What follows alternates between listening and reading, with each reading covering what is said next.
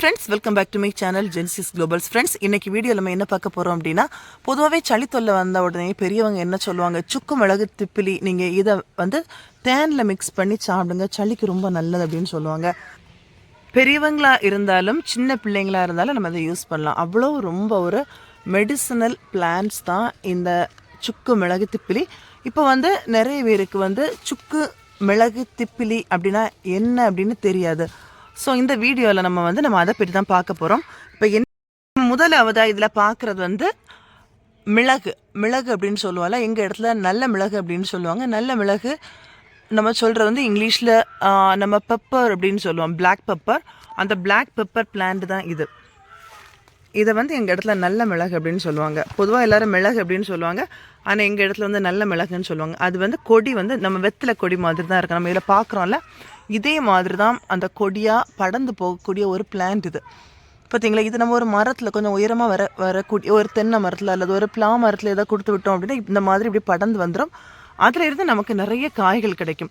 நிறைய காய்கள் இந்த மாதிரி நம்மளுக்கு கொத்து கொத்தாக கிடைக்கும். இங்கே பார்த்தீங்களா, இது எல்லாமே நல்ல மிளகு காய்கள் தான்.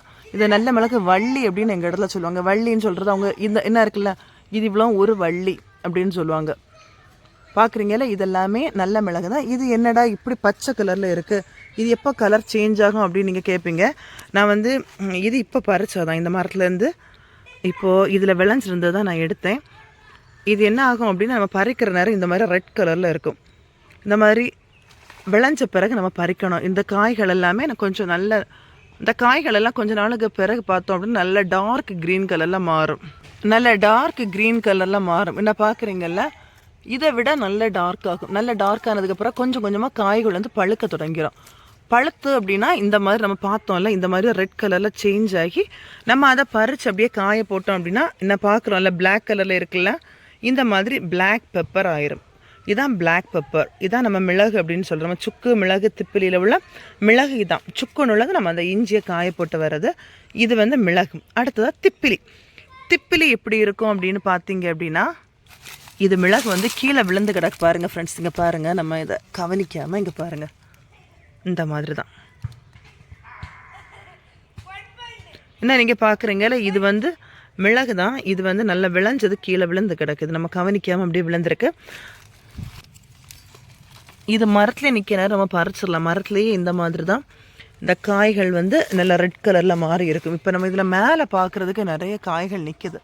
நம்ம பறிக்காமல் இதில் நிறைய காய்கள் நிற்கிது. உயரமாக போயிட்டு நம்ம முடிஞ்ச அளவு நம்ம இதில் பறிக்கிறது உண்டு. இப்போ பறிக்கலை, அது அப்படியே நிற்கிது. நம்ம என்ன கொஞ்ச நாள் போட்டோம், அதுக்கு பிறகு நம்ம பார்க்கலாம். இந்த பெப்பரில் இருந்தால் ஒயிட் பெப்பர் எடுக்கிறதா சொல்கிறாங்க. இந்த மேலே ஒரு ஸ்கின் இருக்குது பார்த்தீங்களா, ரெட் கலரில் இருக்குல்ல, இதை வந்து நம்ம அப்படியே எடுத்துட்டோம் அப்படின்னா உள்ளாடி இருக்கிறது நம்ம இதில் பார்க்குறோம் பாருங்கள். என்ன இருக்குல்ல, இது வந்து ஸ்கின் ரிமூவ் பண்ணதை நம்ம இப்போ அதை பார்க்கலாம்.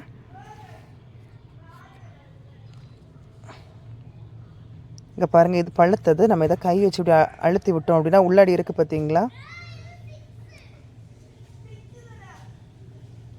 இந்த உள்ளாடி பார்க்குறீங்கல்ல, இதுதான் ஒயிட் பெப்பர் அப்படின்னு சொல்கிறாங்க.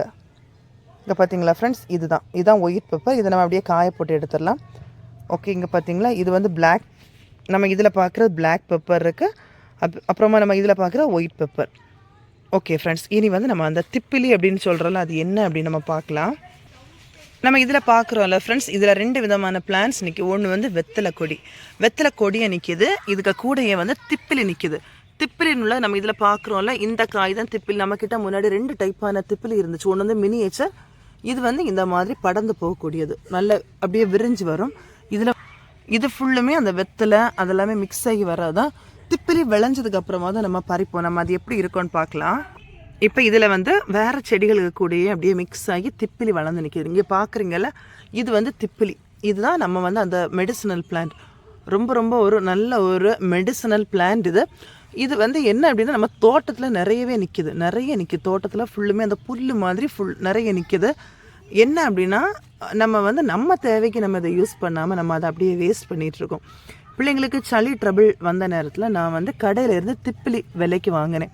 இப்போ விலைக்கு வாங்குகிற டைம் தான் எனக்கு இதோட ஒரு பெனிஃபிட் வந்து தெரிஞ்சுது.